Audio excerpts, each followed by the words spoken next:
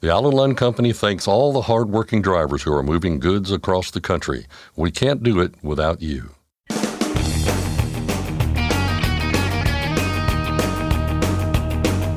OOIDA, representing America's truckers since 1973, presents Landline Now with your host, Mark Redding. The debate about whether to require side underride guards has been going on for a while. To examine the issues involved, the National Highway Traffic Safety Administration has formed an advisory committee. I'll get the latest on what they're doing from OOIDA Director of Federal Affairs, Jay Grimes. The Federal Motor Carrier Safety Administration is proposing a significant increase to unified carrier registration fees for 2025. Crystal Minardi and Brittany Murphy of OOIDA's Permits and Licensing Department will join us with details.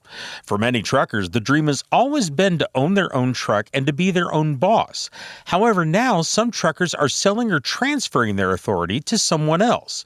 We'll find out about that and more from Tom Crowley and Brittany Murphy of OOIDA. And finally, more and more states are taking a stand on autonomous trucks in an effort to slow down the push for those vehicles. Scott Thompson discusses that and more with state legislative expert Keith Goebel. But first, the news with Scott Thompson. Thanks, Mark. Our top story today. 1 week after going up, the average price of diesel is down again. The Energy Information Administration says the average dipped 2.5 cents last week to $3.83 a gallon. That starts back up the recent trend of price drops. The average has fallen in 11 of the last 13 weeks on the EIA report. All 10 regions saw prices go down last week, led by the West Coast minus California, where diesel fell more than 9 cents. Meanwhile, the trend continues this week. ProMiles.com had the Tuesday morning average at $3.84 a gallon. That's down 1 cent from the same day a week earlier. The cold winter weather is having an impact on the spot market. Landline Now's Ashley Blackford explains. Most markets that were impacted by the cold last week saw load volumes drop and rates increase. Robert Rouse with DAT says the cold weather can cause slower freight movement and push some commodities into different equipment types. But nationally, we saw the number of loads increase by about 11% to around 1.2 million loads on the DAT load board. When we look at the overall strength of the spot market, we saw load-to-truck ratios actually increase for vans and reefer equipment types, while flatbeds stayed pretty relatively flat last week. If we look at one specifically, reefer freight, last week the cold temperatures across the U.S. sent shippers looking for refrigerated equipment to stop loads from freezing in transit. This includes items like soda, beer, laundry detergent that would be spoiled if it froze. So they added things like protect from freeze to bills of lading, which adds a premium to loads and would typically move in dry vans, but they moved in reefers to help protect that freight. So reefer load post volume surged last week, increasing by about 25%, while the cold weather slowed down truckers, resulting in 12% fewer equipment posts on specifically for reefers. The net result was that the reefer load-to-truck ratio spiked by 41% up to 4.92, which is pretty high for this time of year. Rouse says with the weather warming up slightly this week, they expect to see more normal freight volume. For Landline Now, I'm Ashley Blackford. Thanks, Ashley. New details tonight into a lawsuit filed by the Attorneys General of 21 states against new federal emission rules. The rule requires state departments of transportation and city planning organizations to create declining carbon dioxide targets and report on progress to the Federal Highway Administration. The lawsuit filed last month claims that's an overreach and argues that the U.S. Department of Transportation does not have the authority to regulate greenhouse gas emissions. Late last week, a court filing shows that the two sides agreed that FHWA would delay the deadline for states to comply with the upcoming regulation until March 17th. That's the plan for now. Responses to a preliminary injunction motion are due on February 14th. The Owner-Operator Independent Drivers Association is asking its 150,000-plus members to push back against yet another attempt to drastically increase a motor carrier's minimum insurance requirement. The Fair Compensation for Truck Crash Victims Act, introduced by Representative Chuy Garcia of Illinois, would increase a trucking company's minimum liability insurance from $750,000 to $5 million, an increase of 566%. OOIDA told its members there is no data to demonstrate that raising minimums would improve safety in any way, adding that research shows existing minimums cover costs in more than 99% of cases. Previous attempts to raise the minimum insurance requirements for truckers have failed to gain traction in the House. OOIDA says such efforts are a money grab and motivated by trial lawyers, further pointing out that motor carriers already carry $1 million in insurance. To reach out and tell your elected member of the House to oppose H.R. 6884, check out fightingfortruckers.com. The back and forth between Forward Air and Omni Logistics has come to an end. The two companies have come to terms on a new merger agreement months after their first one fell apart. The initial deal reached in August started to unravel when Forward Air's investors expressed reservations. Then Forward Air claimed Omni wasn't fulfilling its pre-merger obligations and had misrepresented financial projections. A date in court was in the cards this week, but the new agreement makes that unnecessary. When the deal is officially closed as soon as later this week, it will create a national brokerage and LTL services company worth close to $4 billion. PS Logistics has announced the acquisition of yet another trucking company. 1 week after striking a deal with Buddy Moore Trucking, PS Logistics says its subsidiary Blair Logistics is buying up the flatbed division of ELS. Terms of the deal were not announced. PS Logistics says ELS will retain its heavy haul and intermodal divisions and operate under the same name, but the flatbed division will operate as Blair. PS Logistics has now acquired 4 separate companies over the past 6 months. Since 2016, the company has acquired more than 24 trucking operations and 5 non-asset logistics operations across the United States. A former driver for Roadrunner has been sentenced for his role in a fraud scheme that targeted the trucking company. Johnny Bradford Jr. previously pleaded guilty to 1 count of wire fraud. He admitted to partnering up with another employee to generate fraudulent cash advances over a 16-month period. All told, they got more than $112,000 out of the scheme. The co-conspirator was previously sentenced to 18 months in prison. Bradford faced a maximum sentence of 20 years in prison, but got 3 years of supervised release and 6 months of house arrest. Ryder System and Kodiak Robotics have opened up their first joint truck port for autonomous trucks. It's in Houston. The two companies, in a news release, said the truck port enables Kodiak to launch and receive autonomous trucks and transfer freight to serve routes between Houston, Dallas, and Oklahoma City. Kodiak currently runs autonomous routes with safety drivers on board. Later this year, they plan to go fully autonomous, meaning no human on board, along its Dallas to Houston route, using this new Ryder facility as a launch point. This isn't Kodiak's first autonomous truck port, though. That opened last year in Villa Rica, Georgia, in a partnership with Pilot. Travel Centers of America has opened up a new truck stop in Arizona. The location off Interstate 15 in Littlefield has 210 truck parking spaces and other amenities. The announcement comes just 1 week after TA announced the opening of a separate location off Interstate 10 in Phoenix, once home to Danny's Big Rig Resort. And finally, the Mid-America Trucking Show is accepting nominations for their Wall of Fame.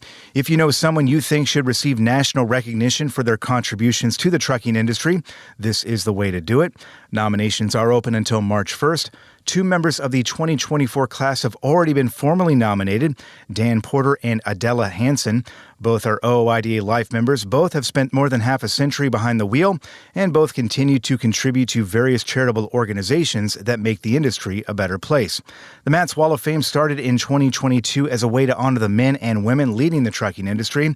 Previous Wall of Fame inductees have included OOIDA leadership, such as Jim Johnston, Todd Spencer, and Louis Pugh, along with others like Dave Nemo and Clessy Cummins.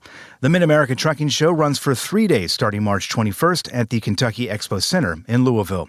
That's Landline Now News for today. I'm Scott Thompson. Thanks, Scott. Next, I'll discuss the latest on side underwrite guards with OOIDA Director of Federal Affairs, Jay Grimes.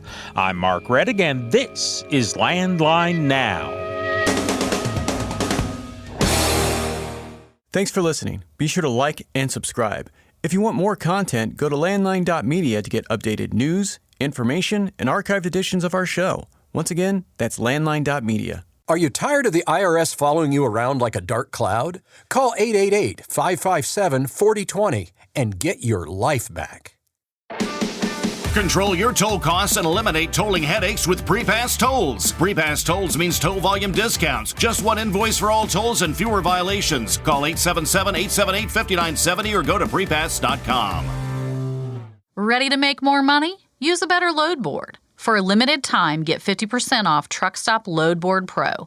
Just go to truckstop.com/go and enter promo code READY2023 when you purchase Load Board Pro. It's tested and proven. Burn 2.1% less fuel when you balance all wheel ends with Centromatic. Call 800-523-8473 to get the OOIDA discount. Landline Now, welcome back.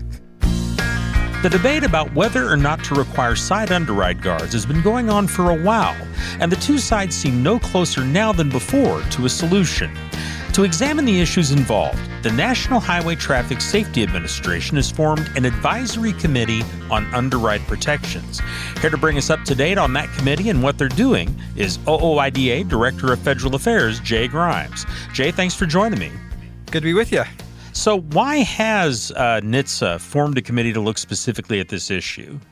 Yeah, this was actually a requirement enacted by Congress in the 2021 Infrastructure Investment and Jobs Act, the wide-ranging infrastructure and highway bill. And Congress, in that legislation, had a major section and provision relating to underride protection. One part had to deal with strengthening rear underride requirements and some of the criteria there. And then they had another portion looking at side underrides. And one section called on the National Highway Traffic Safety Administration to undergo some further research relating to the equipment. And then one section was forming this advisory committee, which is made up from quite a few different representative groups to provide advice and recommendations to the DOT secretary on safety regulations to reduce underride crashes and fatalities relating to underride crashes. So the committee was formed last year. They've had 2 meetings, and we've just found out news that on the next series of meetings that are going to be held throughout the first half of this year. You mentioned the 2 meetings that they've already had. Can you give us an idea of what was discussed at those meetings? Yeah, it was basically kind of some introductory overview discussions. So in general, the committee is made up from representatives from quite a few different groups. You've got truck and trailer manufacturers, motor carriers, including independent owner-operators, law enforcement officials, motor vehicle engineers, crash investigators, truck safety groups, insurance industry, emergency medical service providers, families of underride crash victims, and also labor organizations. So you've got kind of 10 different viewpoints who have been nominated and designated on the committee. I think in all they're up to, close to 16 or 18 members now. And kind of throughout the first meetings, it was kind of introductions, giving all the background, getting kind of an overview of what their task is going to be from the National Highway Traffic Safety Administration representatives. And then most of the individuals serving on the committee got to provide some more in-depth presentations during the second committee meeting held a few months ago, and kind of got a little more information on kind of who has which perspective more or less, and just kind of some basic thoughts about if some people want an underride mandate, if some folks, I think we heard this particularly from the motor carrier representatives as well as the trailer manufacturers about some of the concerns and operational problems that a mandate could cause throughout the industry, and also got a little bit of historical background on the debate, the rulemakings and research that NHTSA has done over the years as well. So the first 2 meetings, I think, were mostly introductory and some general overview stuff. We've got 4 meetings now that have been announced beginning on February 8th and kind of being held monthly through the end of May. So I might get into a little bit more of the technical details about the equipment, and I think we'll get some more presentations from the Department of Transportation and maybe some other outside groups as well. Okay. Now, at the same time as this, a while back, NHTSA issued an advance notice of proposed rulemaking, and you mentioned their previous work on this issue. This one regarding a possible requirement for side underride guards on large trucks. I'm wondering if you can kind of summarize what they said in that notice, what they were looking for. Yeah, again, this goes back to that 2021 legislation, where as part of the research, NHTSA would have to, submit their latest findings for public comment. So after that 2021 highway bill, NHTSA undertook some updated research in really looking at side underride fatalities, how that data is collected, and there were a couple things that they submitted in their findings. One was that the estimates of side underride fatalities are being underreported just in the structure of the fatality analysis reporting system that is used by DOT.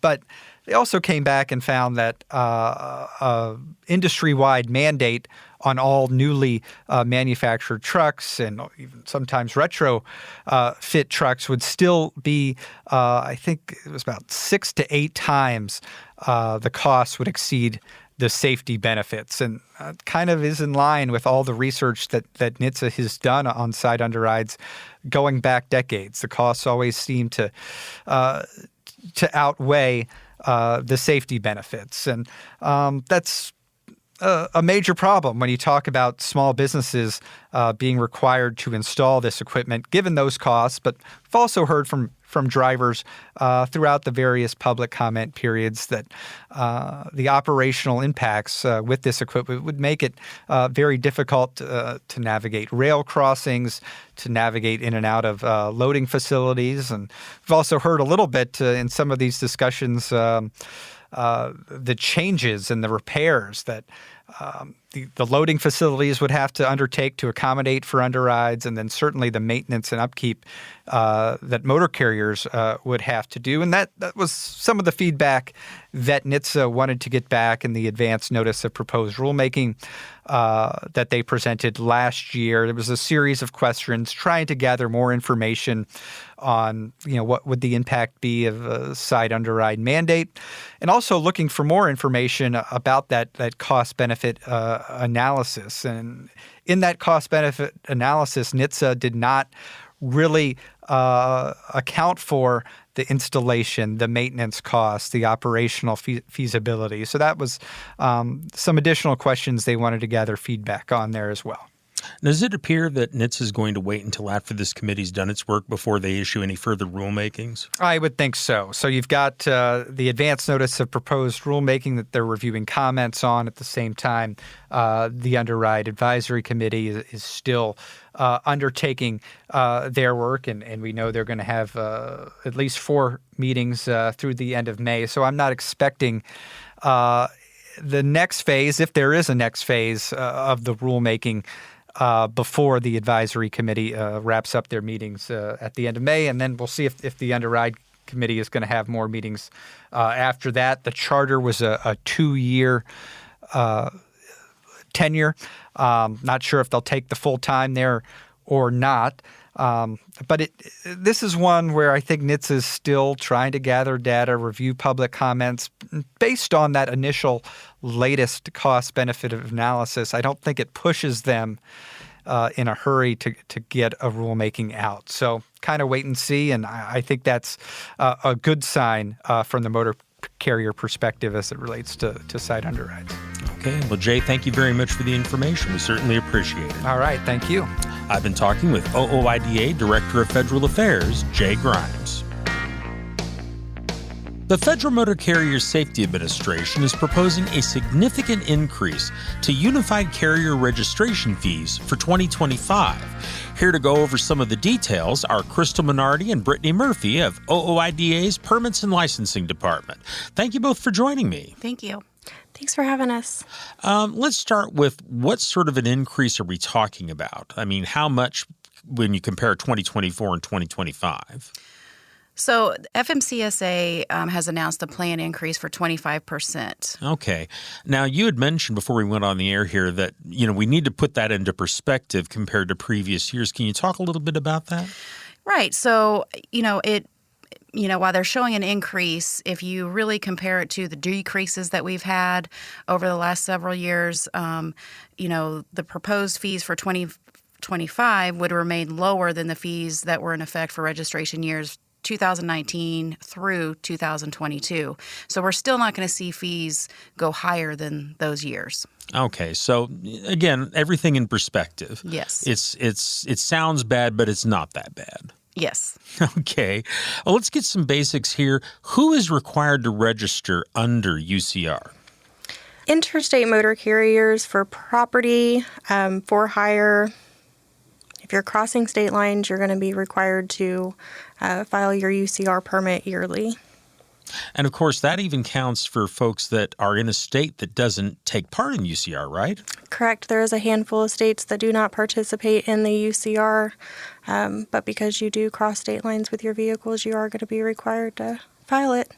If you can't register in your state, what do you do? You would pick one of the states surrounding you to file that UCR out of. I would also like to add that brokers are required to file the UCR permits as well. Okay. As well as leasing companies. Okay. We'll have to remember that. Mm-hmm. Now, where do truckers typically run into problems with UCR? Because we know some folks do have problems involving this. What is the most common scenario that we're seeing? Usually roadside. You're pulled over roadside. They check to make sure that your UCR has been renewed for the year, and if you don't have it renewed, you're going to have a penalty there, and then you still need to go ahead and get that filed as well. Oops. Yeah. And then there's some states that, depending on the state, they may shut you down. They may give you a fine. There's fines and penalties. It really just depends on the state. And that can happen even in some of the states that don't participate. They still give out the tickets, right? I think Oregon, for example, is like that. So something to be aware of there. What are the consequences if you fail to register and pay the fee?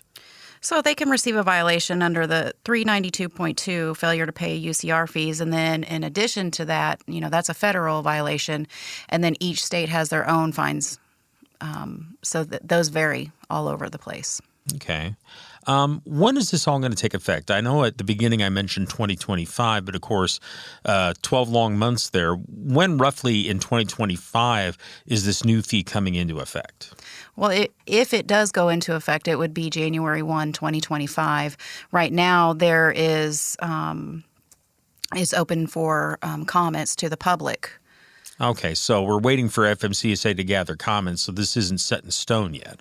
Right. There is public comment on the regulations.gov open until February 8th. Okay. As we mentioned earlier, this is coming on the heels of several years of decreases. How do they determine what to charge for UCR? And do we know why they chose to increase the fee so significantly this time around? The fees are charged under the UCR program are based on how many trucks travel interstate, and then they also have to pay for the brokers and lease companies, as we discussed earlier. The plan boards provide fee adjustment recommendations to the Secretary of Transportation when revenue collections result in a shortfall or surplus from the amount authorized by statute, and then fee adjustments are required by the federal statute. Okay. Well, that sounds good. Thank you very much for all the information, and thank you both for coming down. Thank you. Thanks, Mark. I've been talking with Crystal Minardi and Brittany Murphy of OOIDA's Permits and Licensing Department. And folks, if you have questions about UCR or you need help, call Permits and Licensing. The number is 816-229-5791. We'll be back in just a moment with more of our program. I'm Mark Reddick, and this is Landline Now.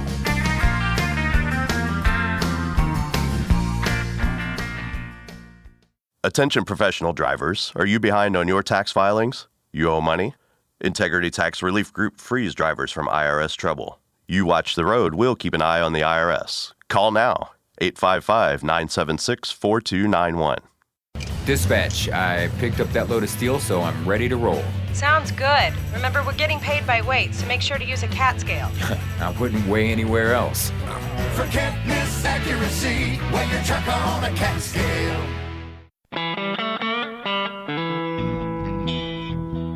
Landline Now, welcome back. For many truckers, the dream has always been to own their own truck and to be their own boss. And to truly do that, you need to get your own authority to operate as a motor carrier. However, now some of those truckers are either selling or transferring that authority to someone else. So why is that, and what's involved?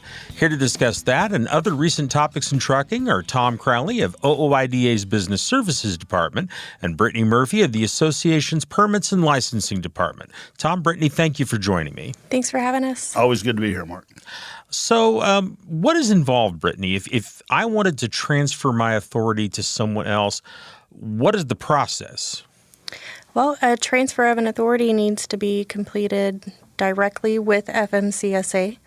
You need to go back to your Secretary of State, depending on how your business is set up, amend your articles of incorporation, transfer over your federal tax ID number to the new owner. And then once them two things are done, you can have the MC number transferred on over to the new owner. What about the DOT number? DOT numbers are technically non-transferable. They are assigned to one person and they remain assigned to that one person forever. So when you are transferring the MC number, FMCSA is more than likely going to come back to you and tell you that a new US DOT number needs to be issued. Tom, I want to go to you very briefly here. Why are people doing this? What's going on? The rates are down. People aren't making a lot of money, so they're looking at what do we do? I can't continue to truck. I'm losing my butt. Things are not going good. So they get contacted by somebody and said, "Hey, are you interested in selling your authority?" Or they've heard about selling your authority. I would say one of the things to look out for when you sell your authority, or if you're looking at that, is the liability. Because as Brittany was saying, there are certain ways that you have to go through with the FMCSA, with your Secretary of State to transfer your authority. There's a lot of stuff goes on out there that is not quite on the up and up and may leave you liable in some ways. I mean, if things are not done correctly, you can end up on the hook down the road for something that happens. So,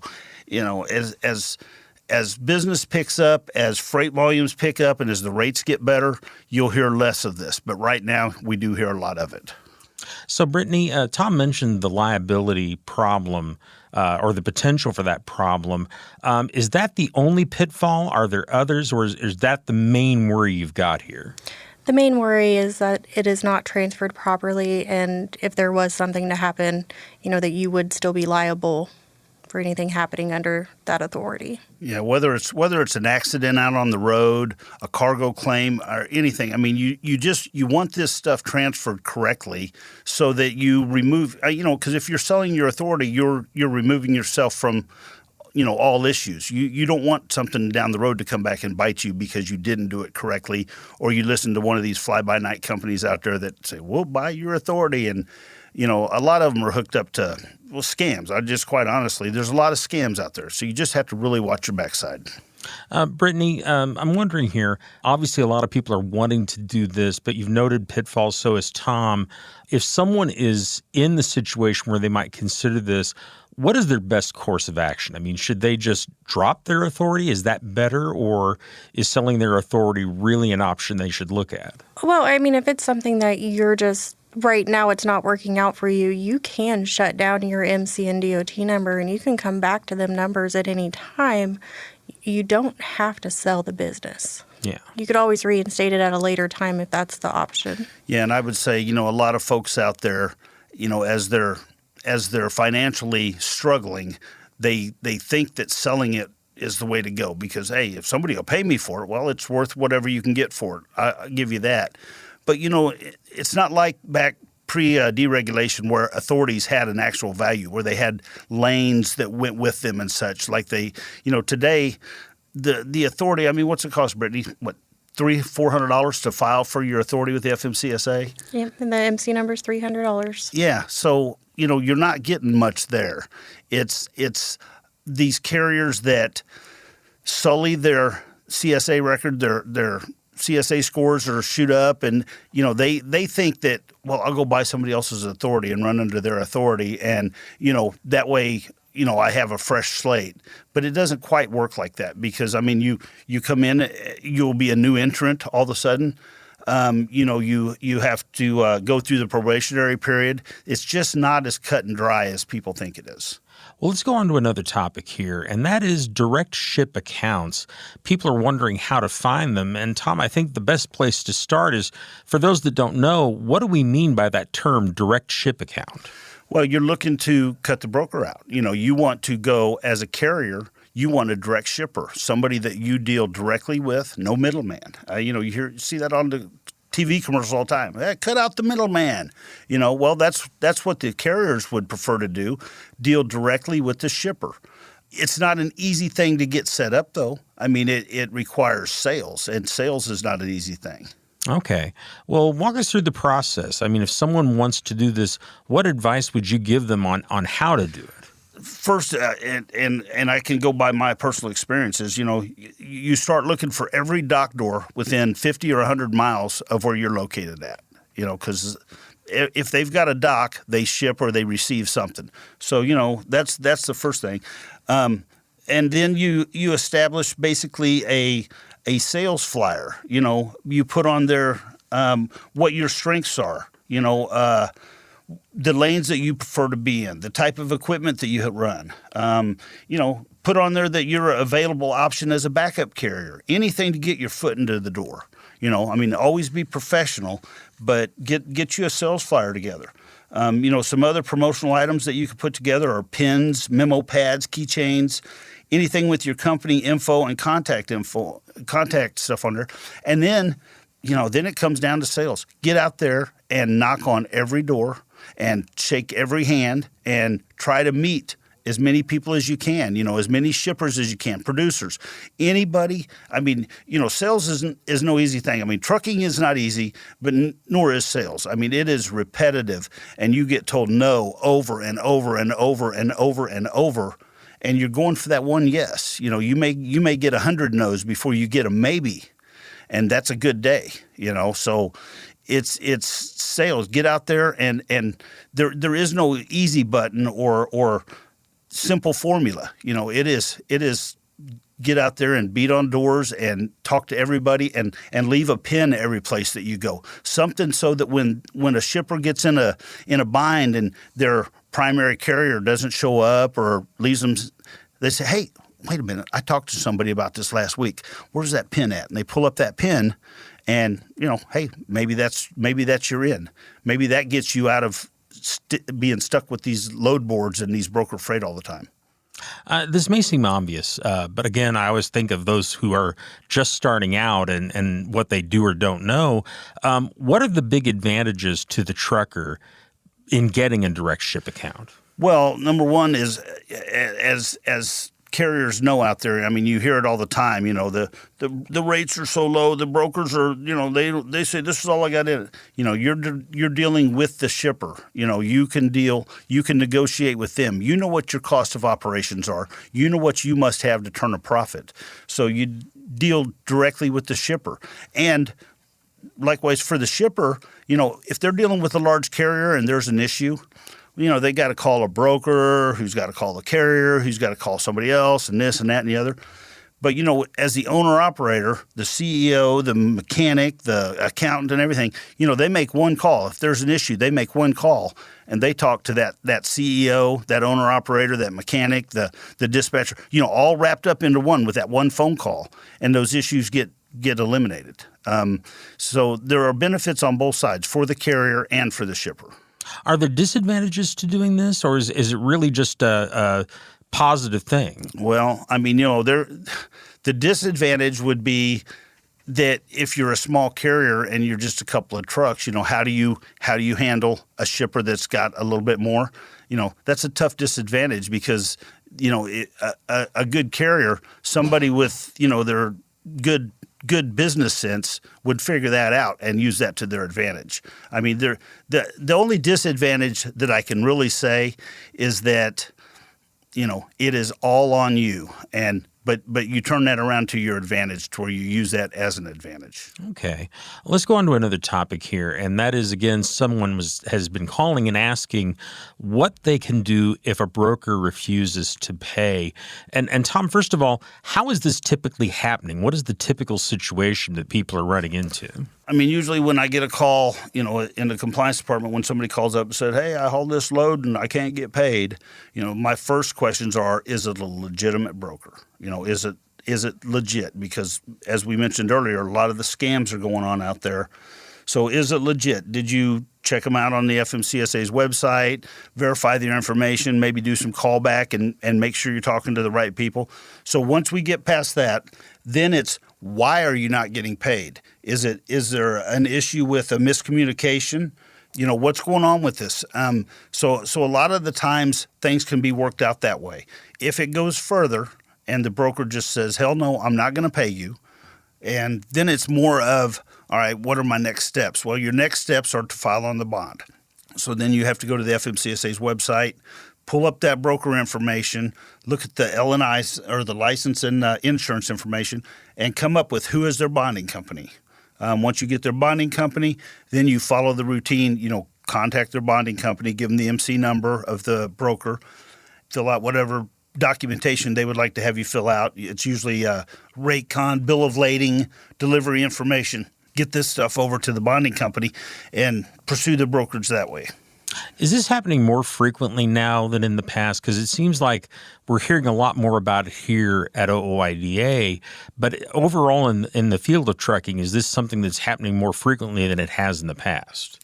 I don't know that it's more frequently aside from the scams that goes on, because that's what we hear a lot about. And a lot of the times a motor carrier doesn't even know they've been scammed or are not dealing with the actual broker until they've made that call to us. And then we start looking into it, and we determine that they're not even dealing with the real brokerage. And if that's the case, I mean, that goes a whole nother direction. But there's a lot of it goes on. A lot of it happens with the claims. With these broker carrier contracts, they are so slanted towards the broker and the broker's customer. There's any number of reasons that you won't get paid from a broker, whether they short pay you, whether they don't pay you detention time, whether, whatever the situation is, it usually comes back to those broker carrier contracts.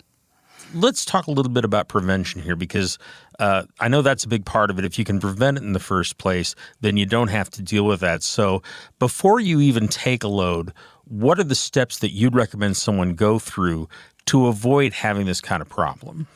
Well, number one, when you're looking at the scammers, you're looking out for this, your due diligence is key. Don't deal with brokers that contact you. You contact them. That's number one. If they contact you just out of the blue, be leery. But go to the FMCSA's website. Look them up there. There's a phone number on the website where you can call the broker back. So verify that the folks that you're talking to, that they are who they say they are. Go a little bit further and, do some social media. Look around on there. Look around on Google reviews. Look around any place that you can find any information. Now, I realize in the real world, this stuff happens fast. You see a load that you want, you got to move on it. But due diligence is number one. You got to get paid. Okay. Well, I hate to say it, but we've run out of time here. A lot more topics to talk about. But in the meanwhile, thank you both for stopping in. Good to be here. Thank you.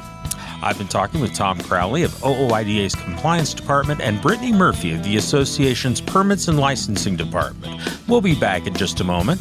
This is Landline Now. Stock up on Howe's Diesel Treat, the nation's most trusted anti-gel. And to be safe from the harshest winter conditions, make sure you have Howe's Diesel Lifeline on hand, the fastest-acting gelling rescue product. Available nationwide, Howe's products are designed to keep you rolling through the toughest conditions. Visit Howe'sProducts.com. Since you started, what you've loved about trucking is the freedom. Heading out on your favorite route, a good driving song, and thinking about truck insurance. Well, maybe not that last one. That's why we're here. At OOIDA, we have a full range of truck insurance products, expert advice, and great customer service, helping you get the right coverage for your operation. Go to OOIDA.com because your job is to drive. Our job is to help with everything else. More and more states are looking to put safeguards in place for autonomous trucks. Welcome back to Landline Now. We'll get into the latest on that issue, along with a move in Florida to change the left lane rules, with the help of our next guest. You know him, you love him. It's our resident state legislative expert, Keith Goebel of Landline Magazine. Keith, good to see you. Scott, you're too kind. How are you? I'm doing just fine here. Let's look ahead here to 2024. Might be the year, maybe, that states take action on autonomous trucks. And when I say take action, I mean they're looking to put some of these safeguards in place that we've seen in other places. And maybe somewhat surprisingly, I think for some background, it might be helpful to look to California here and to what they've done on this issue. And they have done quite a few things. Yeah, there have been efforts there in California to address the use of autonomous vehicles, really no matter what the size. Obviously, our focus largely, at least this particular story that was written, is on large vehicles, specifically, commercial vehicles. Yeah, it was a year ago that the California legislature, not unanimously, but overwhelmingly, voted to send a bill to the governor's desk that would just outright prohibit autonomous vehicle operation and focus being on vehicles that are in excess of 10,000 pounds, would have prohibited their use for testing purposes, would have prohibited them for transporting goods, transporting passengers, as long as those affected transports essentially were occurring without a human safety operator, as it's commonly referred to in legislation. They have the human safety operator that would have to be physically present in the vehicle. But folks might recall the governor there in California vetoed the bill. His assessment was that it was unnecessary. He highlighted a now more than decades-old law that provides for the California DMV, giving them authority to regulate, the testing and deployment of autonomous vehicles there on their state's roadways. So, yeah, essentially got nullified. The legislature definitely was in favor of it. Will they bring it back in 2024? I haven't seen it yet. I haven't heard any mention of that being brought back. But yeah, you have other states essentially, looking to do what California lawmakers at least tried to do a year ago. Yeah, we're going to see more and more states looking at this issue, obviously, because it is one that is popping up more and more, and especially over the coming months and years. And we do have a few states looking at the issue right now as we speak. You wrote about them in your piece on landline.media. We're talking Florida, we're talking Indiana, Kentucky, and New York. And they're all sort of taking, similar approaches. I guess there is some differences here. But I'll just ask you, I think, in general, what stands out to you here with what the states are trying to do? Are they all trying to limit, testing and this technology, or how are they approaching it? For the most part, they're looking to limit. In Florida, Senate bill there, again, like California, requiring a licensed human operator to be physically present in a fully autonomous vehicle. Now, this one, again, is focused on trucks weighing at least 10,000 pounds. In Indiana, there are multiple bills. There's a House bill and there's a Senate bill in Indiana to address this issue. As it is now in Indiana, they don't have any rules in place that covers a human operator being required in these affected vehicles. So wanting to put that into statute to address that issue, again, with the focus being on autonomous tractor-trailers, whether they're transporting goods or passengers, but having someone in a vehicle that can take over if necessary, as far as advocates for this rule change there in Indiana, acknowledging, that is useful technology. It's coming, but they need to put into statute there in Indiana some laws that will reflect these changes to, again, in an effort to try to ensure that their use on Indiana roads is not going to be a potential safety issue. In Kentucky, a year ago, the governor vetoed legislation that would remove the requirement that you have a human driver in the trailing vehicles in a platoon. There's already a requirement there in Kentucky that if your lead vehicle, you have a driver, but wanting to eliminate the requirement that you have to have somebody in a trailing vehicle. Again, the governor vetoed it. As you would assume, he cited safety concerns for his veto. That legislation is back for 2024. So like in California, where we're looking one way, while lawmakers pursue this safety enhancement, in California, there is the concern with this Kentucky legislation is that, well, it's actually, wouldn't it be making roads potentially less safe if this were to go through? So that's being brought up there in Kentucky again. New York, with legislation there, they have a Senate bill. As some of these other states were talking about requiring operators in these autonomous trucks. Again, the weight threshold that we're seeing commonly in all these states is 10,000 pounds or more. Looking to address the issue. I mean, again, these are bills that have been brought up here within the first few weeks of the new year. Right. I fully anticipate that we will continue to see the same issue repeating itself in more state houses as we get closer to spring. Yeah, and it's interesting, too, I just think from my perspective, at least, seeing how each of these states is looking at this issue and dealing with this issue, because it is a brand new thing that they never really had to think about before. So it's interesting that, they are thinking about it, obviously, because they have to. But we'll see where all of these states land, and you'll keep us updated on those. Let's shift our focus here to left lane rules, Keith, and shifting back to Florida as well. There are two bills, I believe, currently floating around the state house there that would change the status quo, which is probably a good place to start. What is the rule now, and what are they thinking or trying to do? Well, they have a lot of rules on left lane use in Florida, Okay. And they're really looking to add to it. Obviously, for folks driving truck, I mean, they're driving through Florida, they're familiar with the left lane restriction that's already there for, stretches of interstate with at least 3 lanes in one direction. Now, the left lane rule that applies to all vehicles, all travelers there in Florida is you're prohibited from traveling in the furthermost left-hand lane if the driver reasonably should know that someone is attempting to overtake them, pass them at a higher rate of speed. Now, simply driving the speed limit in the left lane in Florida is not doesn't make you immune from possibly being in violation of the rule. I mean, the left lane is for passing. Mm-hmm. That's the way it's set up. They've got some notable fines for that. I mean, the fines can be up in the neighborhood of $160 whenever you include fees and surcharges to that fine amount. But again, what they've noticed in Florida is that it's not – what they've done has not really taken care of the issue. It's still an issue there for them. Imagine that.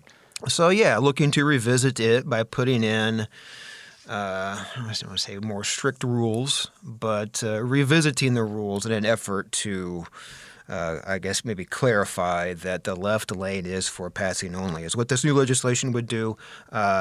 It's been brought up in the House and the Senate. It would forbid any vehicle from continuous operation in the far left-hand lane of a roadway that has a posted speed in excess of 60 or at least 65 miles per hour. If there's a portion of if you're on a portion of roadway and there's a high occupancy vehicle lane, the lane that is immediately to the right of that lane would serve as the furthermost left-hand lane. So again, focusing on the busiest roadways in Florida with this legislation. Yeah, and this is an issue, obviously, that our listeners, truck drivers, see plenty of out there, people camping out in the left lane and refusing to move over. So Florida taking a look at this issue. We'll see where that one lands. We'll see where all of this lands. Keith, and you'll keep us updated. Landline.media is where to find all of those updates and stories. Keith, we appreciate it. Thanks for having me. That was Keith Goebel of Landline Magazine. Again, check out landline.media for updates on these stories and many more. And that's our show for today. We thank you for tuning in. We'll see you next time. Until then, take care and drive safe.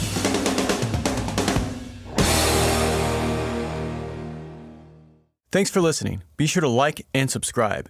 If you want more content, go to landline.media to get updated news, information, and archived editions of our show. Once again, that's landline.media. I'm a dad, a son, a husband, wife, I'm a writer, photographer. I farm. I'm a veteran. I love old cars, fishing, my kids, chrome, and I am a professional truck driver. And together we are OOIDA.